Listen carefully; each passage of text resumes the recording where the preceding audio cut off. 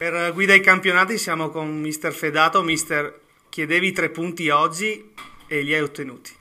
Sì, oggi è una gara molto ma molto delicata, noi purtroppo venivamo da un periodo, no, un mese che non muovevamo la classifica e trovavamo una squadra che aveva un punto meno di noi, quindi uno scontro diretto e giocandolo in casa era importantissimo, insomma, rimetterci in moto. È stata una vera battaglia e per fortuna l'abbiamo portata a casa, insomma.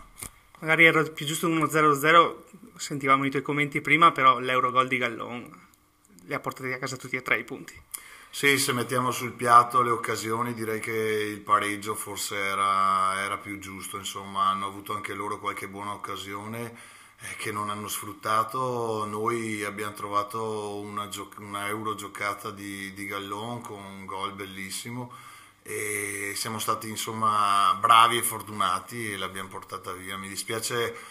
L'unico rammarico è l'espulsione di Masud, che è un po' ingiusta forse, cioè la seconda munizione è giusta, ma la prima avrei da recriminare, insomma, e ci mancherà un uomo importante, insomma, sabato prossimo.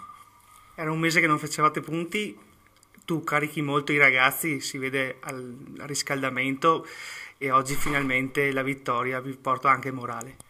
Sì, ecco, io in settimana ho parlato con i ragazzi, purtroppo è un mese appunto che non facevamo punti, però se le analizziamo le partite abbiamo visto con la Liventina giocata bene, che un risultato di pareggio era più giusto, forse l'unica delle tre sconfitte è quella di Crocetta che ci pesa, dove abbiamo proprio sbagliato partita, le altre due diciamo che l'abbiamo giocata, siamo stati sul filo e le abbiamo perse, insomma, quindi avevo fiducia nei ragazzi, non è che avessimo proprio sto periodo negativo al massimo e quindi sono contento anche per quello, per la risposta che oggi hanno dato sul campo, insomma.